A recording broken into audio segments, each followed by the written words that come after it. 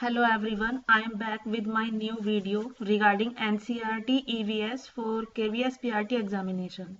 Friends, as we all know that we have no time to go through deeply to NCERT when rumors are spread over YouTube regarding KVS examination. So it's time to smart study. Keeping in mind that I bring important facts of EVS in the form of one-liner according to our syllabus for better preparation in no time. So now without wasting any more time, we will start our today's video.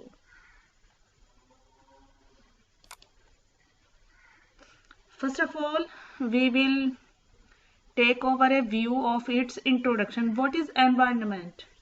In EVS, we study about environment. Environment is a word originated from French word environ.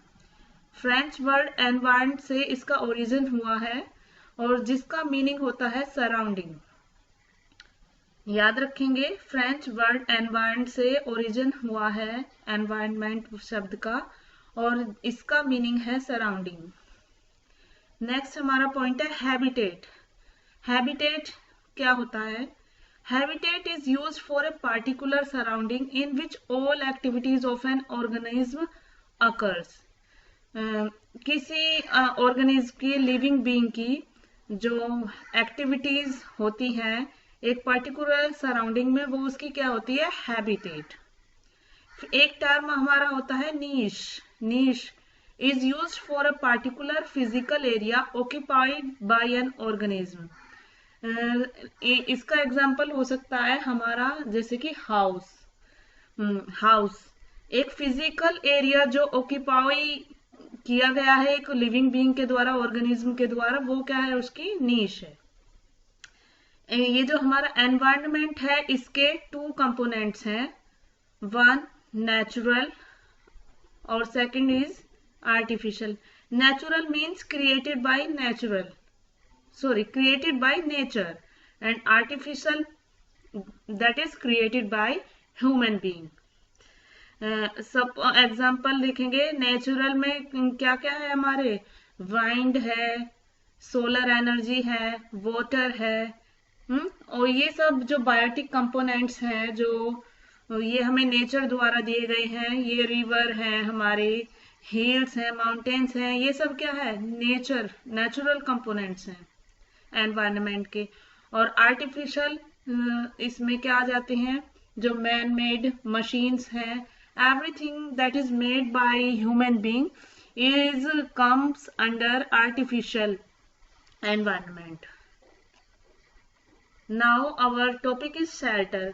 Shelter is the part of our syllabus according to KVS. Shelter का हमारा उद्देश्य क्या है KVS का और या EVS का? बच्चों को क्यों पढ़ाया जाता है ये सब? क्योंकि जो डाइवर्सिटी है जियोग्राफिकल कंडीशंस की all over the world, all over our country, उसमें क्या है? हर जगह पर अलग अलग टाइप्स के हाउस होते हैं जिनमें लोग रहते हैं और अपनी लाइफ को सरवाइव करते हैं. सो इन्हीं से गो थ्रू कराने के लिए कि इट मीन्स हमको इन सब की नॉलेज होनी चाहिए कि किस पार्टिकुलर एरिया में किस टाइप के हाउसेज होते हैं और उनका क्या रीजन है. कि आइए पढ़ते हैं इसे. We all need shelter to live in. As we all knows हमें शेल्टर किस लिए चाहिए? रहने के लिए, और जिससे हमारी क्या होती है? प्रोटेक्शन होती है. And to protect ourselves from adverse situation. विषम परिस्थितियों से बचने के लिए. ये विषम परिस्थितियां क्या हो सकती हैं? Rain, heat, cold, thieves and wild animals. ये एक बेसिक सी इंफॉर्मेशन हो गई है अबाउट शेल्टर के लिए. ये आपको एज ए स्टेटमेंट भी आ सकता है कि इसमें से क्या रॉन्ग है क्या राइट है. एज ए स्टेटमेंट ये पूछा जा सकता है. बहुत ही बेसिक सी नॉलेज है और सभी को ऑलरेडी पता है. इन आवर कंट्री और we can say all over the world, people need a house to live in. According to their climate and geographical conditions, they have different kinds of houses.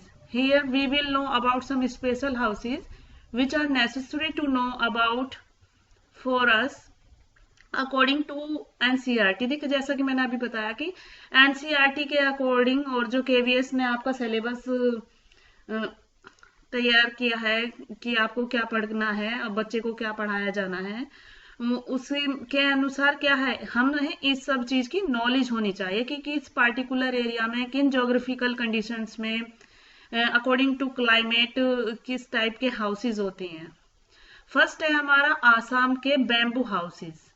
ये bamboo houses, ये देखिए आपने CTET के examinations में भी जब EVS को prepare किया होगा तो उसमें भी पीआरटी के लिए पेपर 1 के लिए जो आपने ईवीएस की समरी पढ़ी होगी या आप गो थ्रू हुए होंगे एनसीईआरटी की बुक्स के जरिए, उसमें भी ये दिया गया है आपके बैम्बू हाउसेज। ये बैम्बू हाउसेज कहाँ पर मिलते हैं? हमारे आसाम में। और क्यों पाए जाते हैं इस तरह के हाउसेज वहां पे? क्योंकि ये फ्लड बाहुल्य क्षेत्र होता है जहां पे यहाँ पर बाढ़ बहुत ज्यादा आती है। सो जो हाउसेज हैं वो बैम्बूज पर, बांस के डंडों पर 10 से 12 फीट की ऊंचाई पर बने होते हैं। सेकंड टाइप है हमारा मड हाउसेज। ये मड हाउसेज यानी कि मिट्टी के घर, और इन्हें कच्चे घर भी कहते हैं। ये बनाए जाते हैं हाई टेम्परेचर एरिया में। Yes, high temperature area means जहां पर गर्मी बहुत ज्यादा होती है, means mainly found in desert area. Desert area में, रेगिस्तान में ये पाए जाते हैं। ये हमने देखा है कि जैसे कि हमारा राजस्थान है और जैसे कि अफगानिस्तान है, वहां की मैंने बहुत सारी वीडियोस देखी हैं। वहां पर क्या है, मिट्टी के हाउस बने हुए हैं और ये हाउस जो होते हैं ये मड और वाटर के पेस्ट से बने होते हैं और इनकी जो रूफ होती है वो कीकर की लकड़ी से और मड से बनी होती है। और ये जो हाउस होते हैं ये लो टेम्परेचर प्रोवाइड कराते हैं समर्स में जब गर्मियों में ज्यादा हाई टेम्परेचर होता है, बहुत ज्यादा गर्मी होती है, तो ये हाउस कैसे होते हैं? ठंडे होते हैं। इनका टेम्परेचर क्या होता है? कम होता है, इससे इनमें गर्मी कम लगती है। और while high temperature in winters, और विंटर्स में टेम्परेचर कम होता है तो ये हाई टेम्परेचर प्रोवाइड कराते हैं, मीन्स इनके अंदर सर्दी नहीं लगती है। For white wash dung and CaCO3 is use to protect from insects.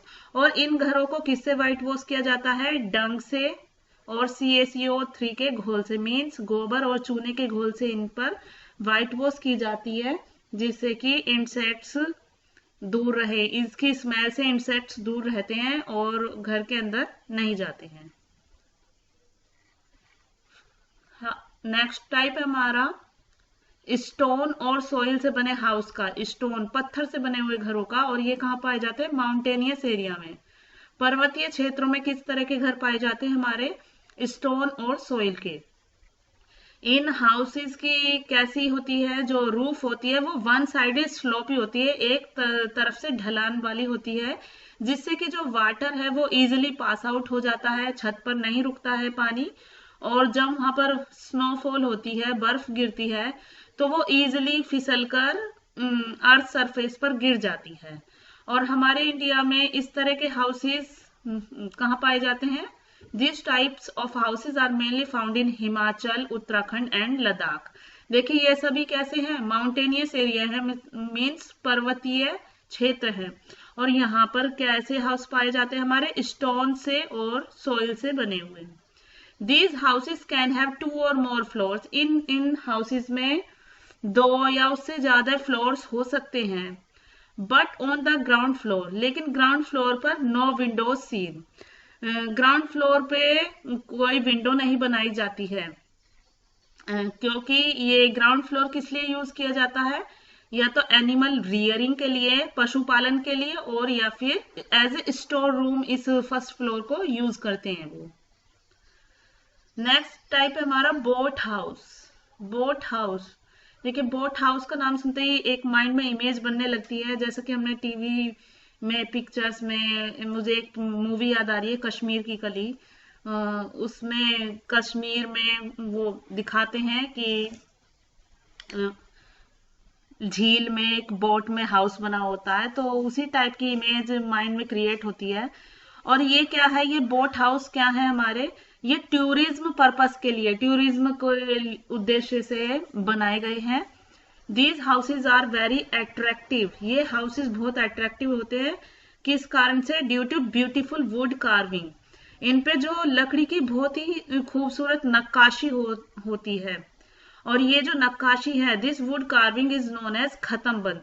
जो ये जो नक्काशी होती है इस बोट पर की गई होती है, बोट हाउस पर, इसको, इस नक्काशी को किस नाम से जानते हैं? खत्म बंद। ये पॉइंट याद रखेंगे। पूछा जा सकता है कि जो लकड़ी पर जो नक्काशी होती है बोट हाउसेस पर, उसे क्या बोलते हैं। तो इसे याद रखेंगे, ये क्या है? खत्म बंद। Every single point is very important from the point of view of examination. So कोई भी पॉइंट छोड़ना नहीं है। In India boat houses mainly found इन, अब देखिए कहाँ पर पाए जाते हैं इंडिया में मेनली इस तरह के बोट हाउसेज। एक तो केरला में, केरला में हमारी कौन सी? वेम्बनाड लेक है। ये लेक का नाम भी पूछ सकते हैं कि ये लेक कहाँ पर है, तो याद रखेंगे केरला में वेम्बनाड लेक है। और हमारे जम्मू कश्मीर में डल लेक है। सो यहाँ पर इस तरह की जो बोट हाउसेस है ये मेनली मुख्यतः पाए जाते हैं। These types of boats also known as shikara, जो ये बोट्स हैं इन्हें शिकारा के नाम से भी जानते हैं, जो कि स्मॉल होती हैं साइज में। जो साइज में छोटी होती हैं वो उन्हें शिकारा बोलते हैं। और जो डोंगा है, and donga which are large in size, और डोंगा क्या है? साइज में लार्ज है। नेक्स्ट है हमारे सीमेंटेड हाउस। सीमेंटेड हाउस देखिए, जिन्हें हम पक्का हाउस बोलते हैं। और इस तरह के हाउस हमारे प्लेन एरियाज में, जो समतल क्षेत्र हैं जैसे हम रहते हैं नॉर्थ इंडिया में, इसी तरह से हमारे ये प्लेन एरियाज जो है इनमें क्या है? सीमेंटेड हाउस होते हैं। Which are made of brick, cement and concrete, और ये किससे बने होते हैं? ब्रिक, सीमेंट और कंक्रीट से। इन्हें हम कैसे हाउस भी बोलते हैं? पक्का हाउस। और एक ये हमारा देखिए इग्लू है, एक स्पेशल हाउस है। Igloo is a special type of house, और इसके बारे में सभी को पता होगा कि ये बर्फ का बना हुआ घर होता है, बर्फ का बना होता है, और specially found in north America, क्योंकि वहां पर बर्फ बहुत ज्यादा गिरती है। और ऐसे क्षेत्रों में ये इग्लू टाइप हाउस होते हैं। और जो इनमें रहने वाले इनहेबिटेंट्स होते हैं, निवासी होते हैं इनमें रहने वाले, इनको क्या बोलते हैं? किस नाम से जानते हैं इन्हें? Eskimos. Inhabitants are known as Eskimo. और एस्किमोज जो होते हैं वो एक शील फिश होती है, शील फिश होती है, उसकी बोन्स से वेपन्स तैयार करती हैं। Eskimo made weapons by the bone of seal fish called harpoon. और इन वेपन्स को क्या बोलते हैं? हार्पून। क्या बोलते हैं? Harpoon. And their boat is called as kayak, और उनकी बोट किस नाम से जानी जाती है? कयक। देखिए जैसे अभी आपने देखा कि जो बोट हाउस होता है कश्मीर में, उन्हें शिकारा भी बोलते हैं, डोंगा भी बोलते हैं, वो according to their size. Okay, so यहाँ पे एस्किमोज का जो बोट है उसको किस नाम से जानते हैं? कयक। ये इनकी बोट है कयक, और इनके द्वारा जो सील फिश की बोन से जो वेपन्स तैयार किए जाते हैं उनको बोलते हैं हार्पून। आई होप सभी को वीडियो अच्छी लगी होगी, हेल्पफुल लगी होगी। Thanks for watching. Please like, share and subscribe.